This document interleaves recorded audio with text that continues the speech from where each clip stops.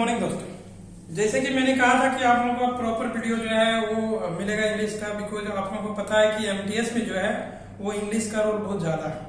और जो आप लोगों को मैंने कहा कि इंग्लिश में हिंदी मीडियम वाले बच्चे भी जो है अब जितने भी क्वेश्चंस आते हैं पूरा का पूरा वो सॉल्व कर सकते हैं, ठीक है, वो भी ऑलरेडी ट्रिक के साथ। तो देखिए, और बहुत प्रॉपर वे में और बहुत इजी वे में जो है हम लोग इंग्लिश पढ़ने वाले हैं। जैसे कि मैंने सिंटेक्स में कुछ रूल्स बताया था, आज मैं और कुछ रूल्स बताऊंगा और वो रूल्स एकदम इजी होगा और आपको प्रॉपरली समझ में भी आएगा। और रूल्स भी मैं बहुत हैक्टिक वे में नहीं बना रहा हूँ, 3-4 रूल्स को मैं एक साथ लिख रहा हूँ कि वो आपका दिमाग में सेट हो जाए और प्रॉपरली इसी टाइप के क्वेश्चन, जिस तरह का क्वेश्चन एकदम एग्जाम हॉल में आते हैं, एकदम डिट्टो उसी टाइप का क्वेश्चन का कलेक्शन मैं आप लोगों को करवाऊंगा। चलिए शुरू करते हैं। तो आज का जो रूल है, मैं जो आज आप लोगों को रूल बताने वाला हूँ वो कलेक्शन नाउन। जैसे अगर कोई कलेक्शन नाउन है, उसके बाद अगर ऑफ से बने हैं तो उसके साथ किस तरह का आपका नाउन और वर्ब जाएगा। इससे पहले मैंने बताया कि सिंटेक्स का मीनिंग क्या होता है, सब्जेक्ट वर्ब एग्रीमेंट, मतलब किस प्रकार के सब्जेक्ट के साथ किस प्रकार का वर्ब जाता है, ठीक है। तो आज जो हम लोग का अगला रूल है वो है कलेक्शन नाउन के साथ प्लूरल। देखिए एकदम मैथमेटिकल हम लोग वे में करेंगे। जैसे ये कलेक्शन नाउन है, कलेक्शन नाउन हम लोग किसको कहते हैं, जैसे एक बंच ऑफ, ये शायद आप लोगों को दिखेगा कम, थोड़ा छोटा हो गया, इसको हम लोग बड़ा करके लिखते हैं। ए बंच ऑफ, दूसरा a series of, a group of,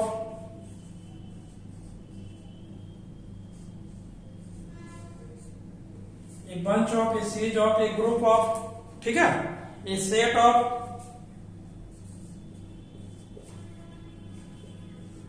a set of. तो याद रखिएगा, जब भी ये सभी जो है इसको हम लोग कलेक्शन नाउन कहते हैं। क्या कहते हैं, कलेक्शन नाउन, मतलब समूहवाचक, एक समूह का बोध हो रहा, बंच भी एक समूह को बतला रहा, सीरीज भी, ग्रुप भी, सेट भी, ठीक है।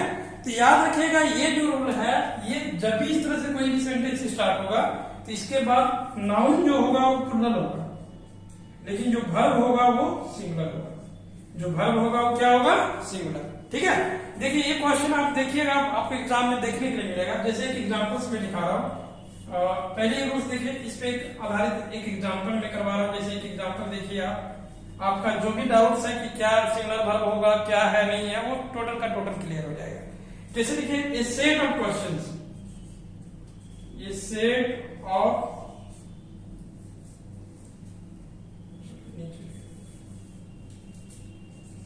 ए सेट ऑफ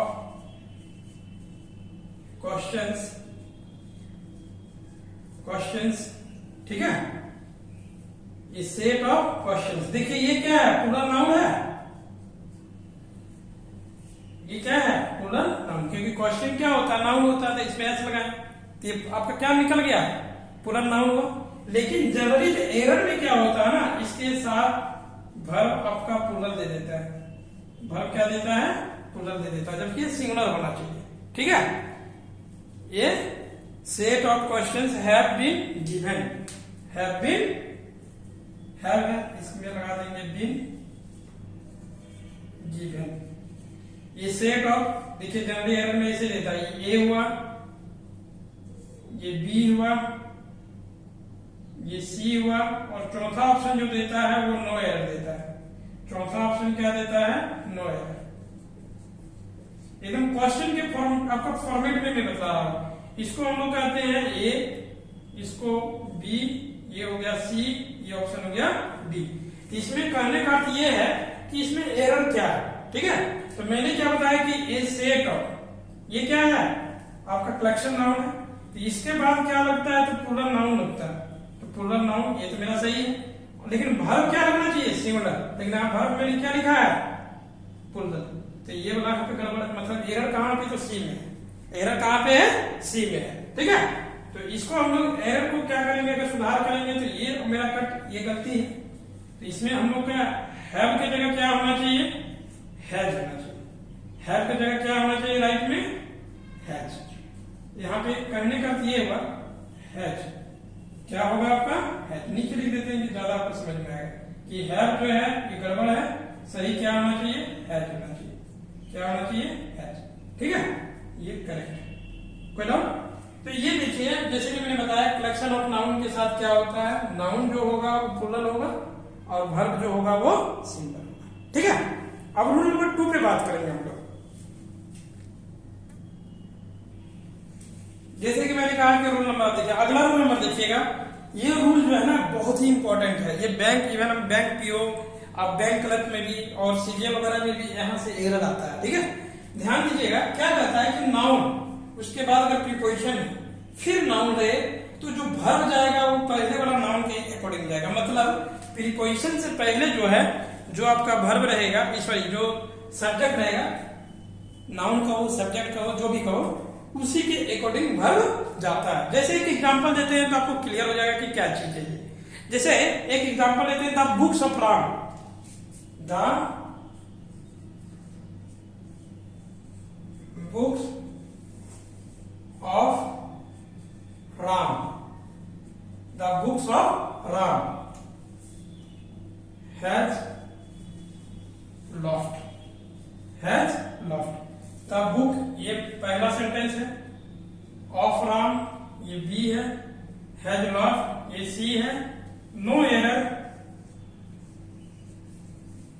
ये आपका डी। ठीक है, तो इसमें कहां पे एरर? तो मैंने क्या कहा कि नाउन जो है प्रीपोजिशन से पहले जो नाउन है उसके अकॉर्डिंग वर्ब जाता है। तो यहाँ पे देखिए प्रीपोजिशन मेरा क्या है, ऑफ है, और ऑफ से पहले मेरा नाउन क्या है, द बुक्स। तो द बुक्स के अकॉर्डिंग आपका वर्ब जाना चाहिए। तो द बुक्स क्या है, प्लूरल नाउन है। क्या है, प्लूरल नाउन।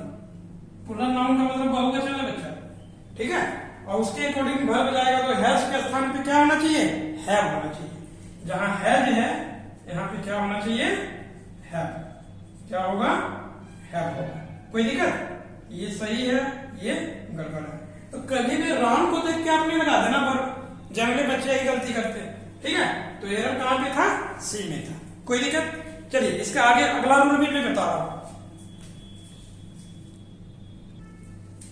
चलिए देखिए, जैसे कि एक आपका रूल मैं यहां लिखा हूं कि दा के बाद अगर एडजेक्टिव रहे। अब आप पूछिएगा एडजेक्टिव क्या है, एकदम साधारण भाषा में समझ लीजिए। एडजेक्टिव का मतलब क्या होता है, विशेषण, मतलब विशेषता को बताया। जैसे वह सुंदर है, आप गरीब हो, वह अमीर है, वह राजा है। तो इस तरह का जो एक तरीके से गुण को बताया, जैसे सुंदर है, ठीक है, कमजोर है। तो किसी व्यक्ति का गुण को बतलाना, इसका मतलब क्या होता है, विशेषण, वही एडजेक्टिव होता है। ठीक है, अगर वो हम आपको सिंपल वे में समझा रहे, जैसे द के बाद एडजेक्टिव रहे तो याद रखना ये हमेशा अपने बाद क्या लेता है, प्लूरल वर्ब लेता है। बहुत ही इंपॉर्टेंट ये रूल है, इससे आप जानते हैं बहुत सारा क्वेश्चन आपको देखने के लिए मिलेगा। अगर आप लोग एरर अभी सॉल्व कर रहे हैं तो आपको देखने के लिए मिलेगा, और तब आपको लगेगा कि नहीं जो सर पढ़ा रहे हैं वो बहुत ही सटीक चीज पढ़ा रहे हैं। चलिए देखिए, इसका एक एग्जाम्पल मैं लेता हूं, द पुअर। देखिए यहाँ पे पुअर, गरीब, गरीब का मतलब क्या हो गया, एडजेक्टिव हुआ बच्चा। इसमें देखिए वर्ब हमेशा आर लगेगा, इज दे देता है, लेकिन लगेगा क्या, आर। बिकमिंग,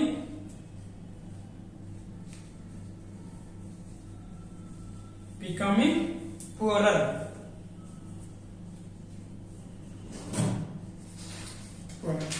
देखिए इसमें आपको एक चीज में ऐसे देखिए प्रैक्टिकल चीज हुए भाई।